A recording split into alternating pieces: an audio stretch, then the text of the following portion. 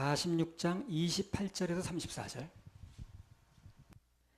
야곱이 유다를 요셉에게 미리 보내어 자기를 고센으로 인도하게 하고 다 고센 땅에 이르니 요셉이 수레를 갖추고 고센으로 올라가서 아비 이스라엘을 맞으며 그에게 보이고 그 목을 어긋맞게 안고 얼마 동안 울매 이스라엘이 요셉에게 이르되 네가 지금까지 살아있고 내가 네 얼굴을 보았으니 지금 죽어도 가하도다. 요셉이 그 형들과 아비의 권속에게 이르되 내가 올라가서 바로에게 고하여 이르기를 가나안 땅에 있던 내 형들과 내 아비의 권속이 내게로 왔는데 그들은 목자라 목축으로 업을 삼음으로 그 양과 소와 모든 소유를 이끌고 왔나이다 하리니 바로가 당신들을 불러서 너희의 업이 무엇이냐 묻거든 당신들은 고하기를 주의 종들은 어렸을 때부터 지금까지 목축하는 자이온데 우리와 우리 선조가 다 그러하니이다 하소서. 애굽 사람은 다 목축을 가증히 여기나니 당신들이 고센 땅에 거하게 되리이다. 바람직한 그리스도인, 이런 제목으로 말씀을 받도록 하겠습니다. 바람직한 그리스도인 첫 번째는요, 눈앞에 일어난 현상을 잘 해석해야 된다는 거예요. 눈앞에 일어난 현상을 잘 해야 됩니다. 해석을 해야 돼요. 우리 그리스도인들은요, 어떤 일이 수시로 일어나거든요, 눈앞에서. 그 현상을 해석을 잘 해야 돼요. 현상이 일어나는 건 어쩔 수가 없습니다. 그렇겠죠? 일어나는 건 어떻게 하겠습니까? 문제는 그 일어나는 현상을 해석을 잘 해야 된다는 거예요, 해석을. 그 해석을 어떻게 하느냐 여부에 따라서 그 인생이 잘 될 수도 있고, 내려갈 수도 있고, 축복받을 수도 있고, 시험 들 수 있는 거예요. 눈앞에 일어나는 현상은 어쩔 수가 없는데 그 현상을 어떻게 해석하느냐가 중요하다는 거예요. 그래서 바람직한 그리스도인은 그 현상을 잘 해석을 해야 된다는 것입니다. 창세기 46장 28절.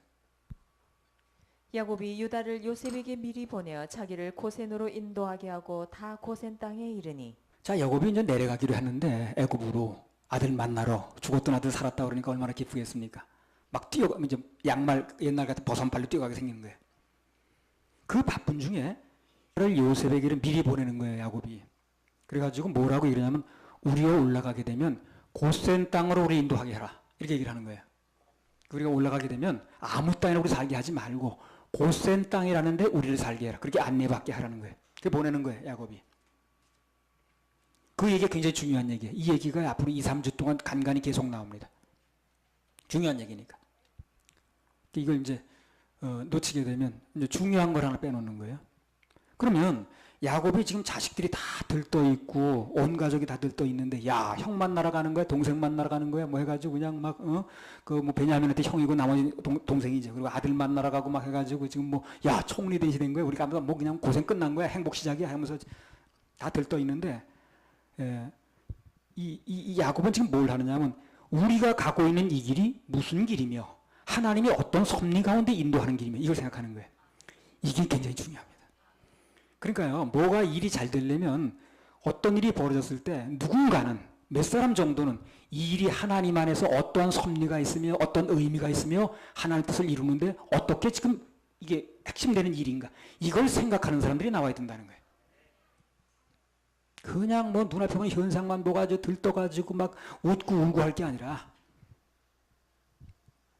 이 자신과 그 가족들이 가게 되면 어딘가 정착을 해야 되는데, 이 하나님의 뜻을 이루는데 우리가 어디에 정착하는 게 유리한 것인가, 이걸 야곱은 생각을 하는 거예요, 지금요.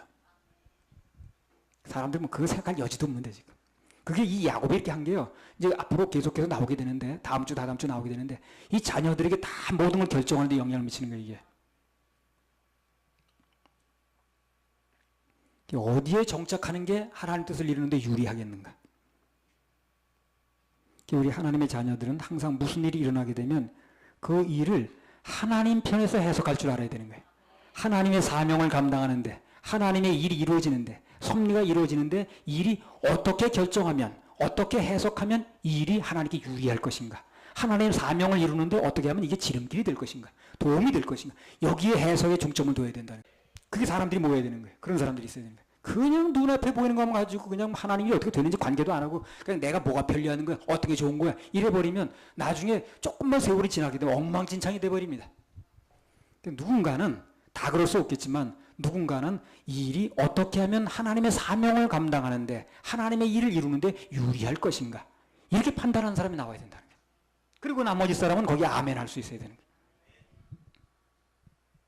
내 생각이 해석의 기준이 아니고 하나님 말씀에 입각한 해석의 기준을 가지고 있어야 된다는 거거든요. 예. 야곱이 지금 이 시점에서 무엇에 관심이 있고 지금 이 상황을 어떤 관점에서 해석하고 있는가? 자, 이 야곱이 지금 이 상황을 뭘 근거로 해석을 하느냐면요. 뭘 근거로 해석할까요? 말씀이겠죠. 그죠? 예. 뭘 근거로 해석을 하냐면 말씀을 기준으로 해석하는 거예요. 그러면 이 야곱의 마음속에 들어있는 말씀이 뭐냐는 거죠. 지금 고센 땅에 이 정화라고 할 때 그가 그 정화라고 할 때 무슨 근거가 있어야 되는데 그 정화라고 할 때 근거 말씀이 뭐냐면요. 이걸 생각하고 있는 거예요. 다른 사람도 생각하는지 모르겠는데 창세기 15장 12절부터 16절.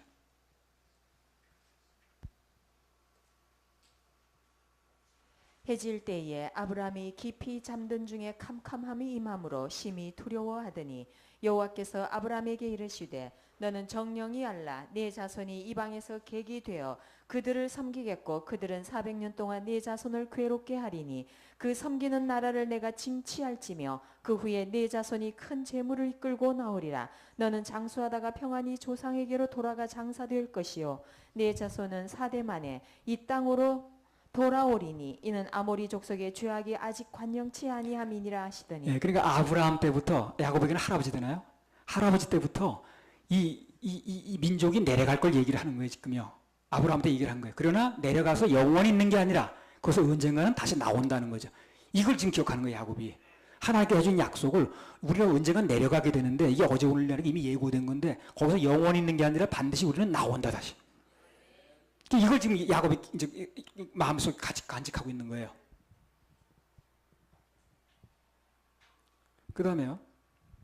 46장 1절 4절 한번 읽어보세요.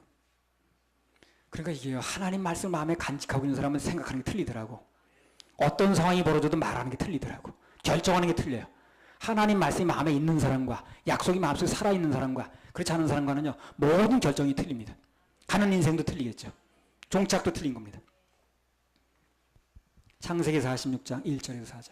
이스라엘이 모든 소유를 이끌고 발행하여 부엘세바에 이르러 그 아비 이삭의 하나님께 희생을 드리니 밤에 하나님이 이상 중에 이스라엘에게 나타나시고 불러 가라사대 야곱아 야곱아 하시는지라. 야곱이 가로되 내가 여기 있나이다 하매 하나님이 가라사대 나는 하나님이라 네 아비의 하나님이니 애굽으로 내려가기를 두려워 말라. 내가 거기서 너로 큰 민족을 이루게 하리라. 내가 너와 함께 애굽으로 내려가겠고 정녕 너를 인도하여 다시 올라올 것이며 요셉이 그 손으로 네 눈을 감기리라 하셨더라. 예, 4절에 보면 내가 너와 함께 애굽으로 내려가겠고 정녕 너를 인도하여 다시 올라올 것이며 요셉이 그 손으로 네 눈을 감기리라 하셨더라. 야곱은요 상황을 보는 게 아니라 하나님이 할아버지에게, 조부에게, 또 나에게 무슨 약속을 해주셨는가 이걸 믿는 거예요 지금요. 행동 기준이 그건 거예요. 그럼 그 사람 행동이 잘못될 리가 없는 거예요. 하나님 말씀하신 걸 기준으로 보는 거예요. 내 눈앞에 벌어지는 걸 보는 게 아니라. 굉장히 중요합니다 이런 게. 우리 삶 속에서요 하나님이 내게 약속하신 말씀이 있겠죠. 내가 믿고 있는 말씀이 있겠죠. 그걸 믿어야 되는 겁니다. 상황이 어찌 돌아가든 그거 따라가지 마세요. 아이 세상 형편이다 그렇지 않은데 뭐 세상 사람답게 안 사는데 상관없다니까요. 그걸 따라가면 안 되는 거예요.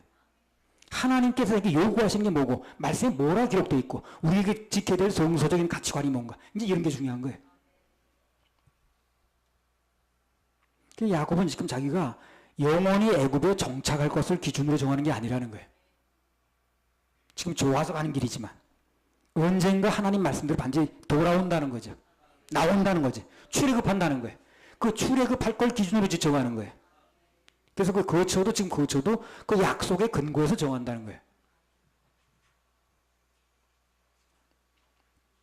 그럼 왜 이 고센 땅에 정착하는 게 약속의 근거인 것인가? 다음 대제에서 말씀드릴게요. 이 다음 대제에서. 이 고센 땅에 정하는 게 왜 하나님의 약속의 근거인 것인가? 그래서 아무튼 간에 지금 이 상황을 하나님 말씀편에서 해석하고 분석하는 거. 이게 굉장히 중요한 겁니다. 그래서 무슨 상황이 벌어지든 간에 먼저 하나님의 약속을 기억하고 그 말씀에 입각해서 해석하고 행동에 옮기는 거. 그게 바로 야곱의 놀라운 점이라. 야곱이 많은 연단을 겪으면서 많은 고난을 겪으면서 그게 습득된 거예요 지금요. 그게 변화된 거예요. 옛날엔 그냥 생각대로 난 막 자기 해버렸는데 이제는 그렇게 하지 않는 겁니다. 말년의 야곱은 내 행동이 내 눈앞에 일어난 일이 뭐든 간에 이것이 하나님 말씀이 이루어지려면 어떻게 행동해야 되는가. 앞으로 어떻게 일이 될 것인가. 그걸 통찰력이라고 그러거든요. 그게 생긴 거예요, 지금요. 그러니까 딱 결정하는 게 실수가 없는 거죠. 아유, 뭐 그냥 저 좋은 땅에 가야지 뭘 그려. 거기 그냥 아주 저 도심지로 가야지. 불야성으로 가야지. 이게 아니라니까요. 창세기 45장 10절. 아버지의 아들들과 아버지의 손자들과 아버지의 양과 소와 모든 소유가 고센 땅에 있어서 나와 가깝게 하소서. 예. 여기 요셉이 가족들을 고센 땅에 있으라고 그러죠. 이것도 하나님께서 정확하게 분석이 된 겁니다. 그러니까 아버지의 뭐 분석력이 다 오는 거예요, 지금. 면면이 흐르는 겁니다. 영적인 거는 이 고체가 아니기 때문에 흐르게 돼 있어요. 우선 그 아버지가 아니면 교회의 목사가 어떤 영적인 흐름을 가지고 있으면 그 흐름이 나도 모르게 흘러가는 겁니다. 여러분 좋은 교회에 속하는 게 중요한 거예요. 그래서 흘러가기 때문에. 그러니까 전혀 듣지 말아야 될 말을 듣게 되면 난 안 들어 해도 흘러가게 돼 있어요. 그게 영적이라는 건 담이 있지 않거든. 물력인 게 아니기 때문에. 그러니까 아버지가 가져온 영적인 스피릿이 다 흐르는 거예요. 그래 불러놓고 얘기한 게 아닌데. 왜 고센 땅의 거처를 정했는가 좀 이따 말씀드린다고 그랬죠. 아무튼 바람직한 그리스도인은요, 현재 상황을 하나님 말씀편에서 해석할 수 있는 능력. 이제 이게 있어야 된다는 거예요. 해석의 은혜가 와야 돼요. 분별력의 은혜가 와야 됩니다. 그래서 사단에게 속질 않아요. 해석이 안 되면, 분별력이 안 되면 그냥 속는 거예요. 이게 그 말 같고 저게 그 말 같으니까. 다 그냥 겉에는 양모습이니까. 그래서 어떤 누가 무슨 말을 할지라도 어떤 상황이 벌어져도 그걸 정확하게 해석할 수 있는 능력이 있어야 된다는 거예요. 해석하려면 기준이 있어야 되겠죠. 기준이 말씀이라니까요. 그러니까 정확한 말씀 기준을 정하는 게 중요한 거예요.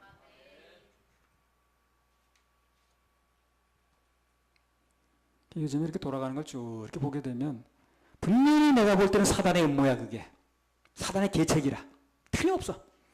근데 인간들에겐 그게 굉장히 기쁜 소식으로 들리더라니까.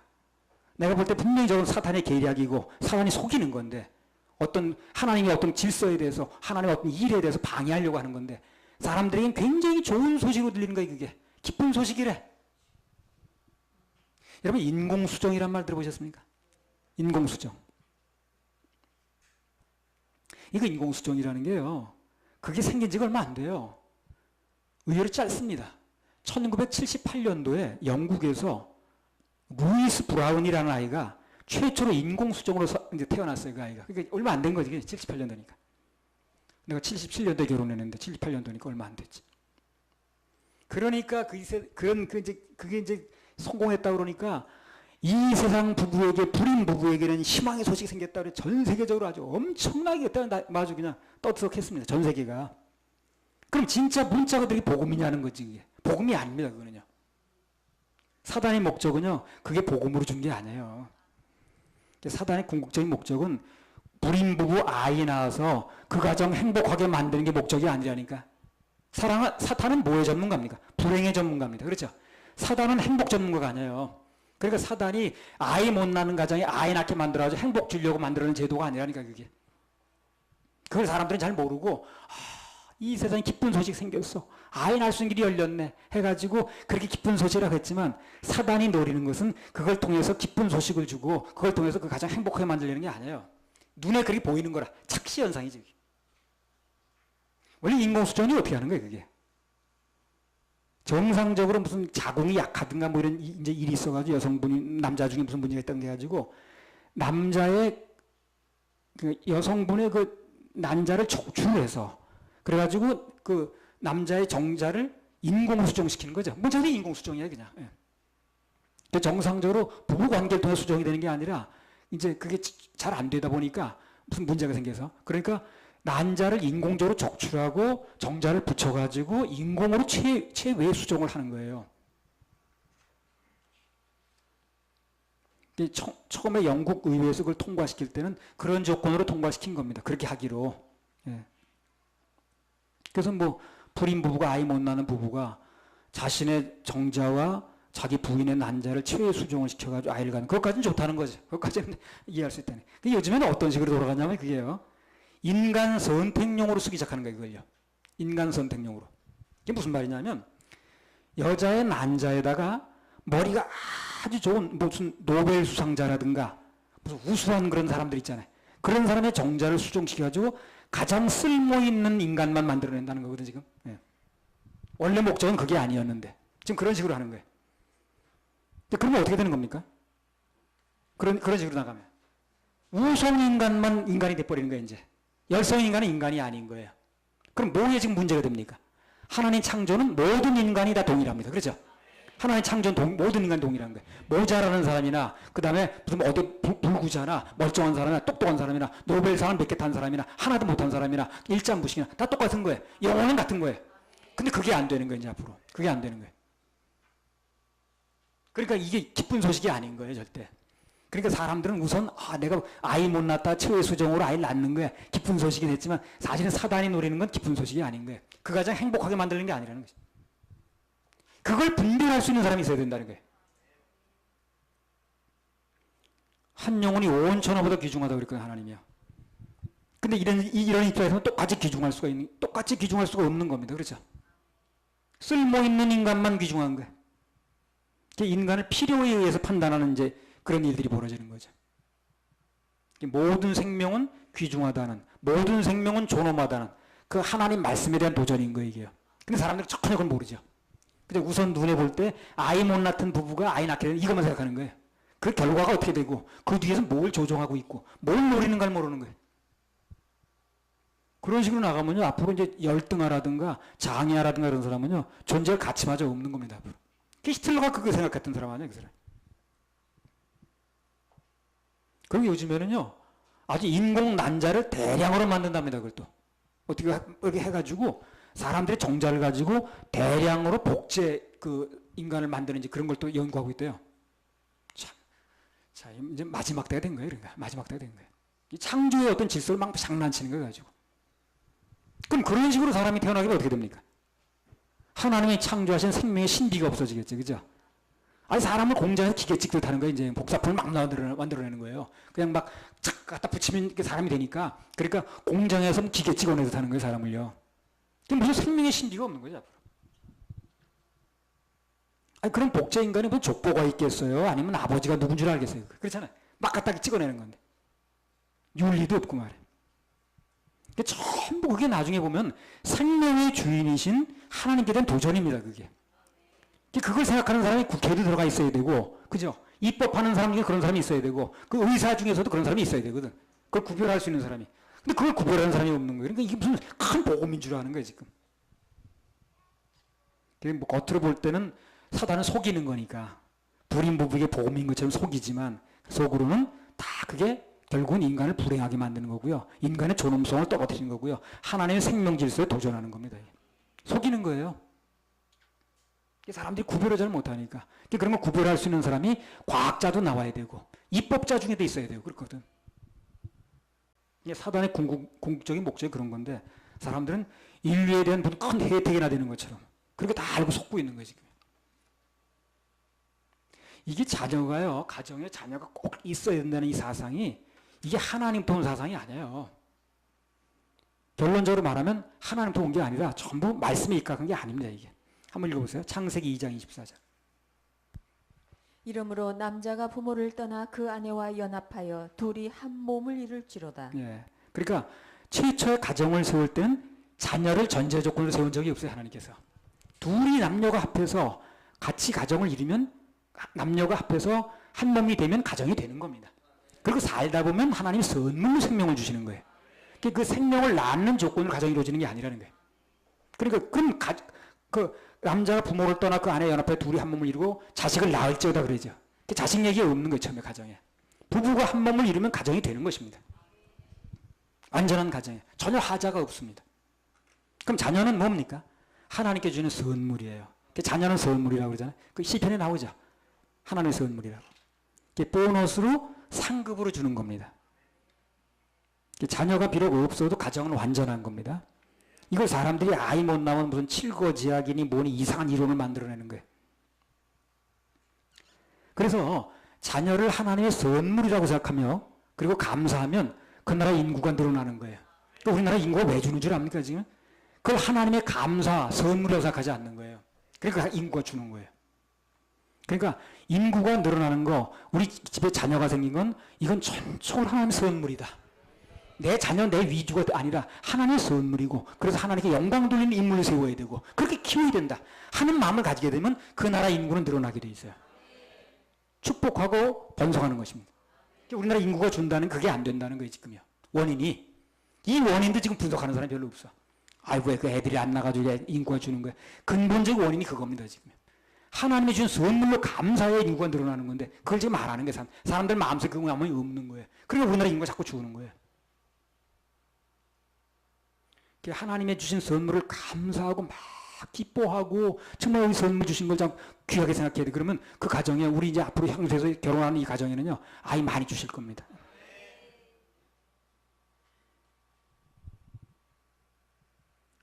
그거 말고도 요즘 뭐 뉴에이지 운동이라는 이것도 언젠가 뭐 따로 시간 나면 이것만 따로 이제 말씀을 한번 드리겠습니다만, 뭐 종교다원주의 운동이라는 다 이게 전부 이 사단의 운동이라 이게. 근데 그럴듯하게 들리는 게 사람 손에, 사람 귀에. 진화론도 마찬가지잖아, 진화론. 그것도 뭐 과학적 무슨 저기라 가지고 대학에서 최고 학문제 그걸 가르치고 그러는데 그걸 대학에서 가르칠 일이 못 되는 거예요, 그게. 창조의 신비를 무너뜨리겠다는 거거든. 뭐 유인원이니 뭐가 저쩌고 해가지고 전부 하나님 만들어 놓은 이 최고의 존엄인 인간의 질서를 무너뜨리는 거거든. 목적이 그건 거예요. 모든 종교는 다 나름대로 진리가 있어. 똑같지, 그것도. 모든 종교 지도자들이 주장하는 거 다 그런 거 아니야, 지금이야. 모든 종교 지도자들이 주장하는 거 다 그런 거 아니야, 지금이야. 내 종교를 강조하지 말아라. 내 종교를, 내가 믿는 종교를 다른 사람 강요하지 말아라 그랬죠. 그럼 뭐야? 그거 바꿔 말하면 뭡니까? 다른 종교에도 다 진리가 있다는 얘기죠. 그런 얘기 아니겠어요? 바꿔 말하면. 내가 믿는 종교를 강요하지 말라는 얘기 속에 뭐가 들어있는 거예요? 그 사람이 믿는 종교도 인정하라는 얘기죠. 그럼 그 사람이 믿는 종교도 진리가 있다는 얘기죠. 그 얘기를 하는 거예요, 지금요. 그걸 사람들이 다 속고 있는 거예요. 아, 그 사람 마음이 넓어. 저렇게 참 넓은 사람이 종교도 다 인정하는 거 봐. 저렇게 그냥 마음이 넓은 사람이 어디 있어. 다 속는 거예요. 그건 간단히 말하면 예수 외에도 구원이 있다고 말하는 거예요, 지금요. 그걸 사람들이 그걸 알아듣지 못하니까, 야, 저렇게 마음 넓은 사람이 어디 있어. 이 시대에 정말 저런 성자가 어디 있어. 이렇게 나오는 거예요. 아유, 나는 그런 거 보면 정말 더워. 어쩌면 저렇게 사람들이 거기 학자들도 있고 배운 사람들이 있는데 그렇게 속는 거야. 깜짝하지 속는 거야. 내 종교를 강요하지 말란 말이 그 말인데. 그 상대방의 종교에도 진리가 있다는 얘기를 하는 거거든. 요한복음 14장 6절.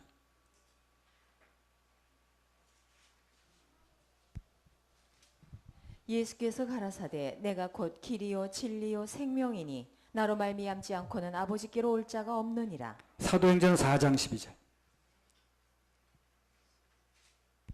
다른 이로서는 구원을 얻을 수 없나니 천하 인간의 구원을 얻을 만한 다른 이름을 우리에게 주신 일이 없음이니라. 그럼 구절이 있다는 것을 예수 외에는 구원이 없다는 거, 예수 외에는 구원받은 이름 준 적이 없다는 거, 예수만이 길이고 진리고 생명이라는 거, 이건 믿는다면 그 사람이 어떻게 다른 종교도 인정하라 말할 수 있는가? 그렇잖아요?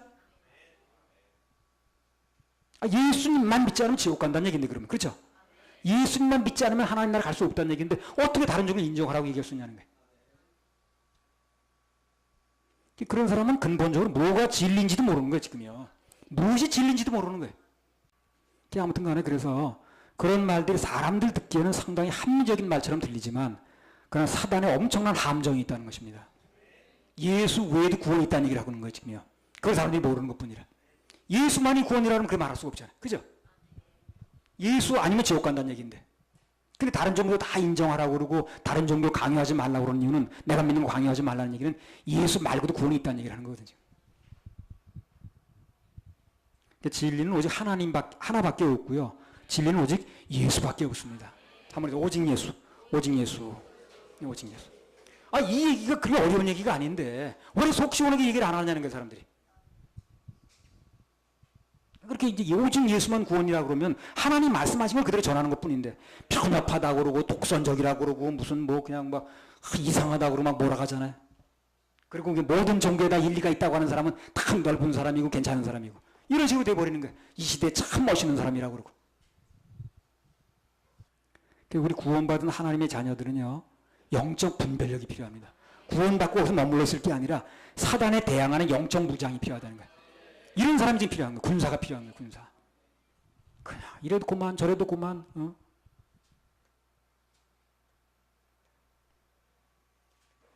진정한 적이 누군가를 알아야 돼요. 우리 진정한 적은요, 사람이 아니라 그 뒤에서 조종하는 사단의 세력이라는 걸 알아야 된다는 거예요. 오늘 교회의 이제 심각한 문제점이 뭐냐면, 누가 적인가 이걸 몰라. 누가 적인가를 모르는 거예요. 피와 구별이 안 돼요. 진짜 그 총구를 적에게 돌려야 되는데, 아군한테 돌리고 총 쏘는 거예요. 그리고 자기 편에서 총 쏘는 군대는 기독교 군대밖에 없다 그러죠. 진짜 적인 사단에게 돌려서 총을 쏴야 되는데 복음을 전하는 자들에게 이제 총구를 돌리는 거예요. 그래가지고 이상하다고 그러고 이단이라고 그러고 뭐 어쩌다고 그러고. 예. 교회는요, 사단의 술수가 무엇인가, 사단의 계책이 무엇인가, 저들이 말하는 그 얘기 속에 진짜 무슨 얘기를 하고자 하는 것인가, 이걸 구별하는 사람이 있어야 된다는 거예요. 저들이 하는 얘기 속에 뭐가 들어있는 건가 지금.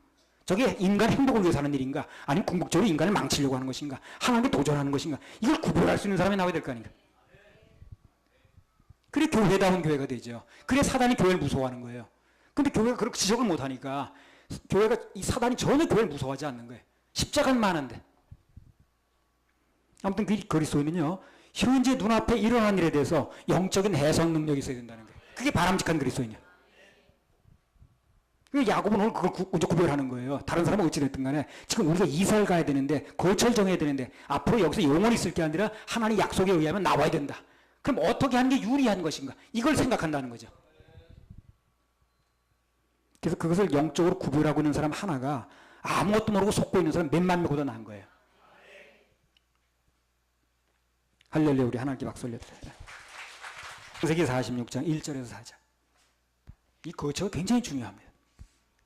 이스라엘이 모든 소유를 이끌고 발행하여 브엘세바에 이르러 그 아비 이삭의 하나님께 희생을 드리니, 밤에 하나님이 이상 중에 이스라엘에게 나타나시고 불러 가라사대 야곱아 야곱아 하시는지라. 야곱이 가로되 내가 여기 있나이다 하매, 하나님이 가라사대 나는 하나님이라. 네 아비 하나님이니 애굽으로 내려가기를 두려워 말라. 내가 거기서 너로 큰 민족을 이루게 하리라. 내가 너와 함께 애굽으로 내려가겠고 정녕 너를 인도하여 다시 올라올 것이며 요셉이 그 손으로 내 눈을 감기리라 하셨더라. 네, 여기 보면 야곱이 이제 애굽으로 출발하기에 앞서서 먼저 하나님께 부엘세바로 가서 예배를 드리는 거예요. 그렇죠? 지난번에 말씀드렸죠. 예배를 먼저 드렸습니다. 그 예배 드리면서 하나님 통한 영감을 받는 거예요. 먼저 예배 드리면 하나님부터 말씀이 오게 되어 있습니다. 그 말씀을 받아서 움직이는 사람과 그냥 움직이는 사람 천지 차이입니다. 예배를 먼저 드리니까 거기서 하나님께 중요한 약속을 하나 해주시는 거예요. 거기서 브엘세바에서. 그게 뭡니까? 언젠가 4절에 나오죠. 언젠가 이스라엘 백성들이 그곳에 다시 나온다는 거예요. 출애굽을 알고 들어가는 거예요. 야곱이 지금 들어가기 전부터. 천지 차이겠죠, 그죠? 그냥 들어가는 것과 언젠가 여기서 우린 나온다, 그 약속을 가지고 들어가는 사람은 다르잖아요. 거쳐 정하는 게 다르니까 거쳐하는 게.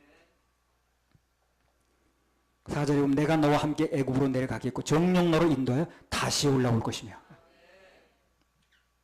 그러니까 그냥 자식들은 먹고 살리려다고 막 들떠서 요란하고 시끄럽고 정신없는데, 야곱은 그걸 생각하는 거예요 지금요.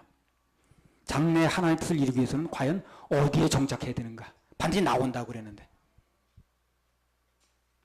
나올 걸 염두에 두고 자리를 잡아야 되는 거예요. 야곱 입장에서는. 자 28절 읽어보세요. 46장 28절. 야곱이 유다를 요셉에게 미리 보내어 자기를 고센으로 인도하게 하고 다 고센 땅에 이르니. 이제 나왔습니다. 왜 고센 땅에 있으려고 그러는가 그러면, 고센 땅에 정착할 이유가 뭐냐면요, 이 고센이라는 게 지도 보면 여러분 찾아보세요.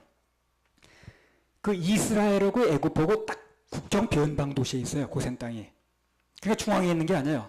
그러니까 사실 따지고 보면 서울 근교로 하는 게 낫겠죠. 땅을 찾도 거기서 차지하는 게 낫잖아요. 강남 땅 한 평하고 저쪽 어디 저 시골 땅 한 평하고 다르잖아요. 그죠? 지금도 시골에 어디 가면 몇천 원짜리 땅도 있어요. 그 땅하고 여기 한 평에 몇 억짜리 땅하고 다르잖아요. 그럼 기왕 잡는 거 거기서 잡는 게 낫잖아요. 근데 왜 변두리 잡느냐 그 말이에요. 나오기가 좋은 거예요. 빨리 나와야 되니까. 나중에 나가라 빨리 나가야 되는 거예요. 그러니까 강남 땅이 좋냐 생각하는 게 아니에요 지금요. 이 야곱은 나중에 언젠가 나와야 되니까 나오려면 국경을 빨리 벗어나야 될 거 아닌가. 국경을 벗어나기 전 변방 도시 잡는 거예요 지금요. 그걸 생각하는 거예요 지금요. 그런 사람이 필요하다는 거예요. 아이고 땅 잡으려면 기왕이면 저 어디 중앙에 가서 서울 근교에 잡아야지. 그 땅값이 다를 텐데. 이걸 생각하는 게 아니라 나중에 언젠가 나와야 되니까. 나오려면 어디 땅이 좋으냐는 거예요. 변방 도시가 좋다는 거예요. 국경 도시가 좋다는 거예요. 빨리 나와야 되니까. 이렇게 잡는 사람이 필요한 거예요. 이건 누가 잡느냐면 앞일이 어떻게 될 거라는 믿는 사람이 하는 거거든 이게. 그걸 믿지 못하는 사람은, 앞일을 모르는 사람 이렇게 인도할 수가 없는 거예요. 내 눈에 보이는 대로 그냥 그렇게 많은 사람들이 믿는 거야. 따라가 그냥. 고센은 애굽의 중앙도시가 아니고 국경도시입니다. 야곱은 여기서 영원히 살 게 아니기 때문에 사단과의 싸움을 통해서 언젠가 하나님 말씀대로 반드시 말씀이 맞다면 지금 들어가는 입장이지만 나올 거라는 거지. 빨리 나올 수 있는 도시 선택해야 되는 거예요. 그래서 이스라엘 사람들이 언젠가 나올 텐데 신속하게 출애굽하려면 애굽의 국경도시가 좋다는 거지. 그게 그곳이 뭐 땅값이 비싸냐, 무슨 거기서 한미천 잡기가 좋은 데냐, 도시 발전이 좋은 데냐, 이게 기준이 아니라는 거예요. 반드시 나와야 되는데 어떻게 하는 게 나오기 좋냐는 거예요. 우리 이 세상은 언젠가 떠나게 돼 있죠. 어떻게 하면 떠나기 좋은 걸 생각해야 됩니다. 그렇죠? 이 땅에 너무 많은 걸 걸면 안 되는 거예요. 그래서 그러면 어디 텃밭이 걸리고 아파트가 걸리고 무슨 강남 땅이 걸려서 나오기 힘들어요.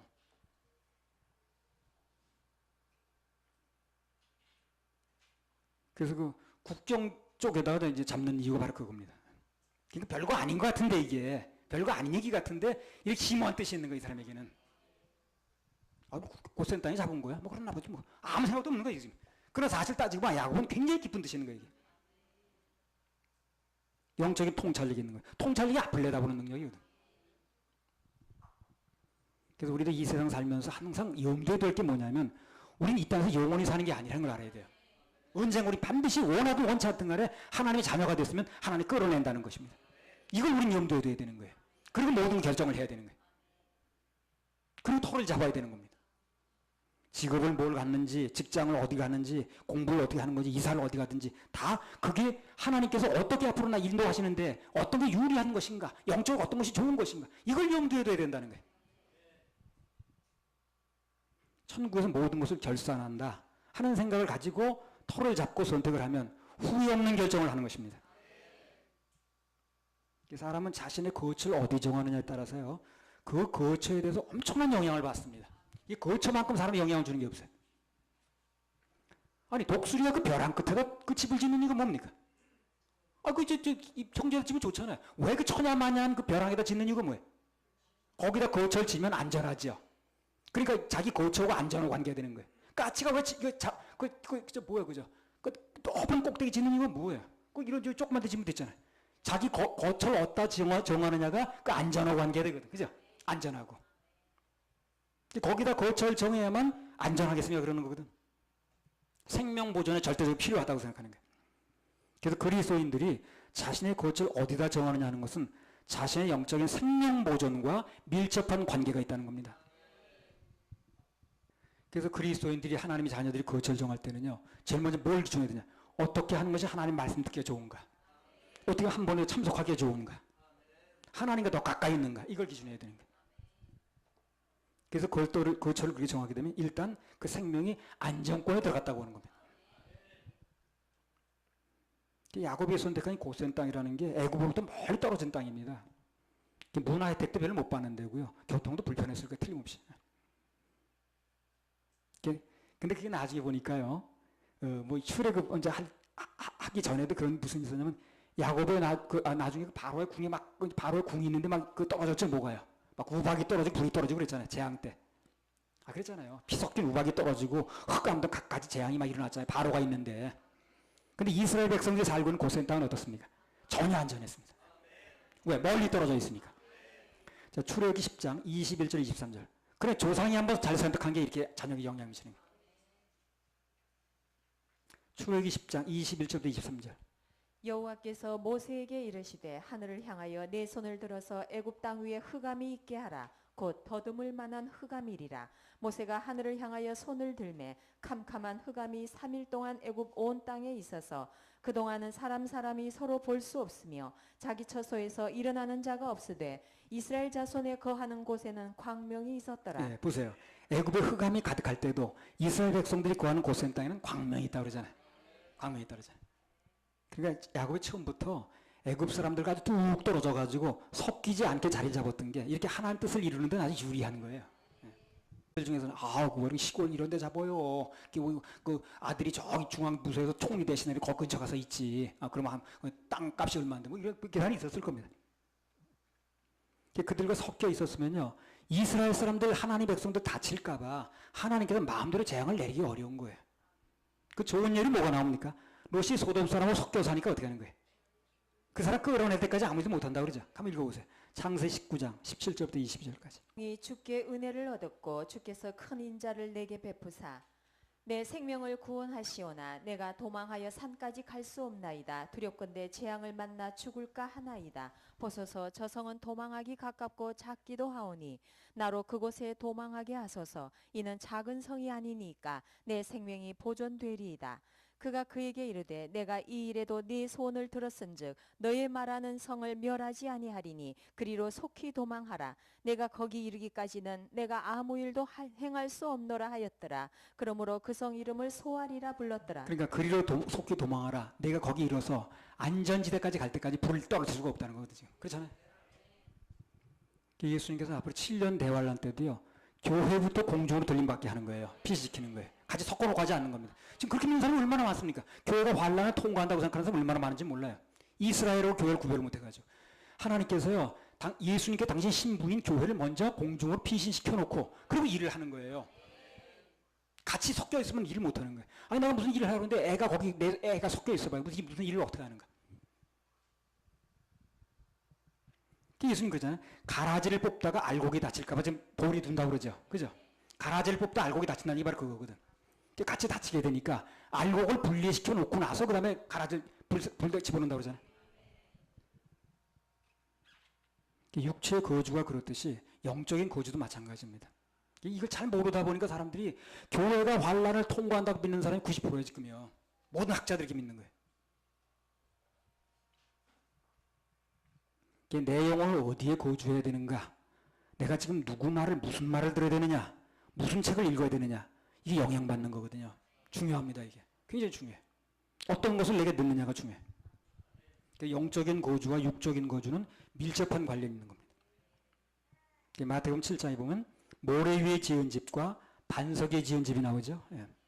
평소에는 두 집이 다 문제가 없는 것이 보이는 거예요. 어디다 지었든 간에 문제가 없어요. 풍파가 와보면 하는 거예요. 바람이 불어오면 하는 거예요. 비바람이 치면 무너지냐 안 무너지냐 거기서 나오는 거예요. 반석에 세운 집, 예수라는 반석에 세운 집은 그런 7년 대환란이어도 절대 무너지지 않습니다. 절대 무너지지 않게 돼 있어요. 모래 위에 세운 집은 무너져서 아주 그 무너짐이 내림이 심하다고 그랬잖아요. 우리는 늘 구원의 근거를 예수님의 보혈에 두어야 됩니다. 그래야 안전한 거예요. 예수님 보혈에 두지 않고 인간의 이론이라든가 뭐 그런 거 두게 되면 그럴듯하게 들리는지 모르지만 나중에 문제가 되는 거예요. 이게. 그냥 무너지는 겁니다.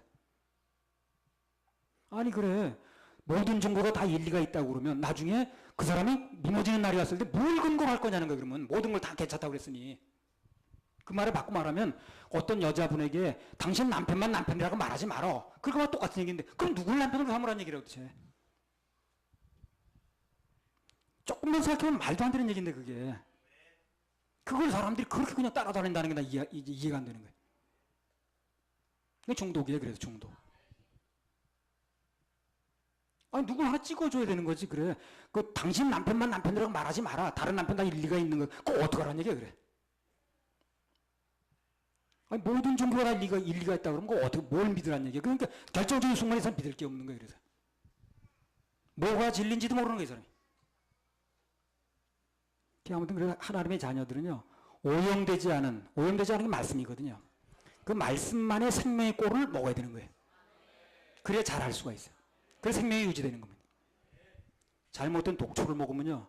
그 양은 곧 설사나거나 죽거나 시들시들하게 말이에요. 배탈 나요.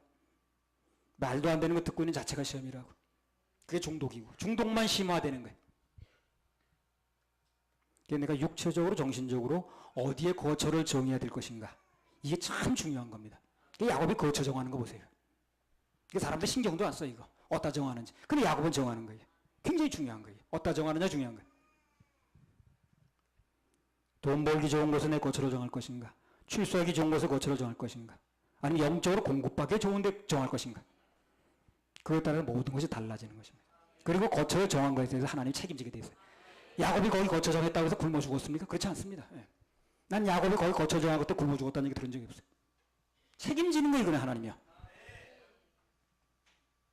바람직한 그리스도인 이런 소망 가운데 기다리는 사람이에요. 소망이 있으면 기다려요. 기다리지 못한다는 건 뭡니까 그 사람이? 소망이 끊어진 거예요. 소망이 끊어지면 믿음이 없다는 얘기거든. 그래서 간절한 소망을 갖는 게 믿음인데 믿음을 가지고 기다리면 반드시 그 인생에 좋은 일이 일어납니다. 성경에 이 믿음을 가지고 기다리는 사람이 실망한 사람 아무도 없어요. 다 나서 결과가 좋았습니다. 창세기 46장 28절에서 30절. 야곱이 유다를 요셉에게 미리 보내어 자기를 고센으로 인도하게 하고 다 고센 땅에 이르니 요셉이 수레를 갖추고 고센으로 올라가서 아비 이스라엘을 맞으며 그에게 보이고 그 목을 어긋맞게 안고 얼마 동안 울매 이스라엘이 요셉에게 이르되 내가 지금까지 살아있고 내가 네 얼굴을 보았으니 지금 죽어도 가하도다. 그래서 야곱이나 요셉이나 공통점이 뭐냐면 하나님의 섭리와 일하심을 기다렸다는 겁니다. 그 요셉도 그래서 견딘 거예요. 야곱도 그래서 견딘 겁니다. 어려운 일이 있었지만 정말 이해 안 가는 일이 많이 있었지만 뭐 그냥 좋은 일 했는데 감옥 가고 그랬잖아요. 그렇지만 결국은 그 일을 통해 하나님이 일하실 것이다. 당신의 꿈을 이루실 것이다. 약속을 이루실 것이다. 이거에 대한 기다림이 있었던 거예요. 믿음이 있었던 겁니다. 그래서 기다린 거예요. 마침내 기다리니까 어떻게 됐습니까? 하나님께 일하셔서 그들 부자에게 꿈 같은 일이 일어나게 하셨잖아요. 그죠? 꿈 같은 일. 결과 나쁘지 않았잖아요. 주님의 약속과 일하심을 믿고 기다리는 마음은 복된 마음입니다. 그게 복을 불러오는 마음인 거예요. 반드시 하나 일하시게 돼 있어요. 그 기다리는 마음은 좋은 마음입니다. 기다리는 마음은 잘못되지 않아요. 기다리는 마음은 타락하지 않습니다. 기다리는 마음은 잘못되기로 가지 않습니다. 기다림이 끊어지니까 그 사람 잘못되는 거예요. 기다림이 끊어지니까 타락하는 거예요, 이 사람이. 기다림을 가지고 있는 사람은요, 절대 잘못되기를 나가지 않아요. 그리고 기다림이 있는 사람은 포기하지도 않아요. 그 기다림이 끊어지는 그 사람 망가지는 거거든. 기다림이 있는 사람은 절대 그 길을 포기하지 않습니다. 바람직한 그리스도인은 하나님 안에서 소망을 가지고 기다릴 줄 알아야 돼요. 기다리지 못하는 사람은 하나님부터 뭘 받아내질 못하더라고요. 믿음이 그릇이 아니니까. 그리고 베너라는 영화 보셨죠? 그 노예로 끌려가잖아요. 그 주다 베너가. 근데 그 자기는 나가에서 무슨 뭘 해겠다는 그 눈빛이 있잖아요. 그러니까 눈빛이 그 장군한테 이제 보여져가지고 그 사람 이제 나중에 사는 길이 열리잖아요. 뭔가를 받아냈던 사람은 전부 기다림이 있었고 그 기다림을 놓지 않더라고요. 누가복음 2장 25절에서 35절.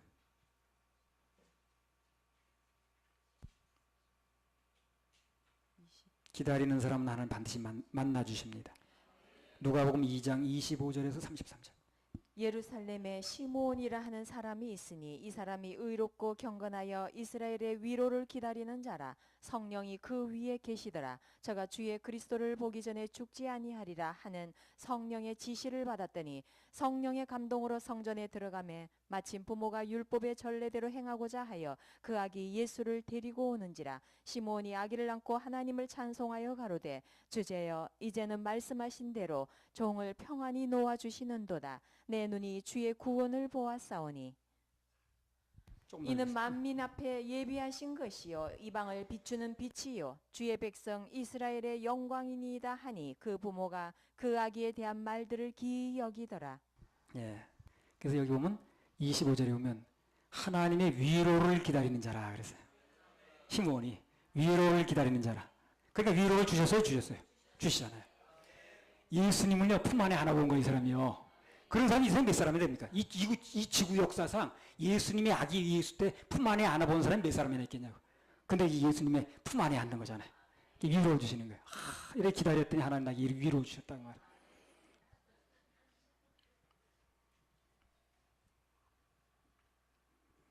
그래서 하나님께서는요, 당신을 믿고 기다리는 사람에게는 누구에게나 반드시 실망시키지 않고 반드시 응답하시고 일을 하십니다. 큰 위로가 와요. 그러니까 하나님께 대한 소망을 놓지 말아야 돼요. 끝까지 붙잡고 기다리시면 반드시 하나님께서 위로를 남겨주십니다. 그런 사람의 상이 있어요. 이 사람이 하나님 위로를 기다린 거야. 내 위로는 하나님밖에 없습니다. 그 위로를 기다렸더니 나이가 많이 들었는데 결국은 예수 그리스도 육신의 그 아기 예수를 그 품에 안아보는 거예요. 세상에 그 예수님 이 땅에 메시아로 오셔가지고 그 품에 안은 사람이 몇 사람이 되겠습니까? 그 인류 역사상. 특히 죄 많은 이 세상을 살면서도 예수님의 재림을 간절히 기대하고 사모하고 기다리는 사람에게는 특별한 상이 주어집니다. 그래서 우리 살면서도 무디 같은 사람 그랬다 그러잖아요. 그 저녁에 잠자리에 들면서도 주님 오늘 밤에 오십니까? 오늘 밤에 오시죠? 그리고 아침에 일어나면 어젯밤에 안 오셨군요. 그럼 오늘 오시겠네요. 기다렸다 그러잖아요. 그러니까 그 사람은 그 19세기에 한 세기에 그 사람 크게 쓰임 받는 거예요. 기다리니까. 그 기다리는 사람은 잘못 들리고 없거든. 아니 그렇잖아요. 뭐 부부가 헤어져가지고 몇십 년 있는 사람들인데 기다렸다면 그 사람이 딴 데 갈 리가 없겠죠. 그죠? 기다림이 끊어지니까 그렇게 되는 거거든. 기다림 있는 사람은 견디는 거예요.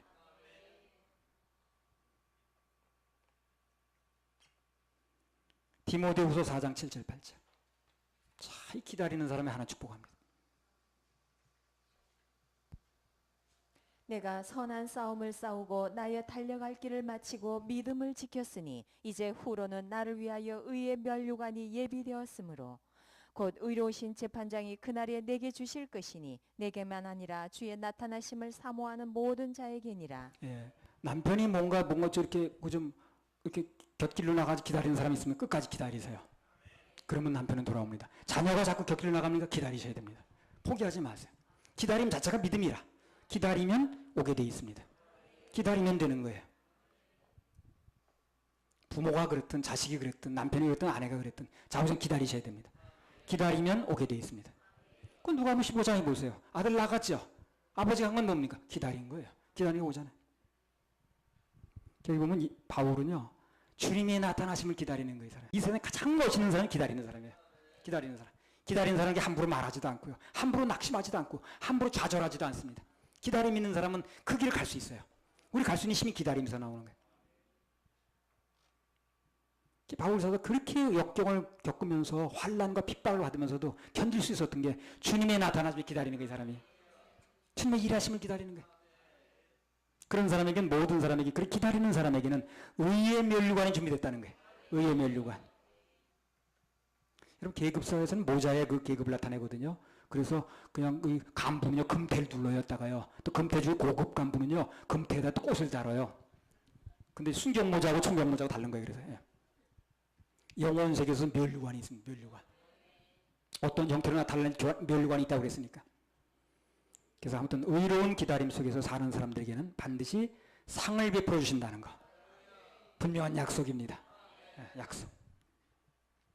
하나님의 약속을 믿고 그분의 일하심을 기다리는 자들에게는 그게 바라는 것이나 생각하는 것에 또 넘치도록 주신다고 하셨어요.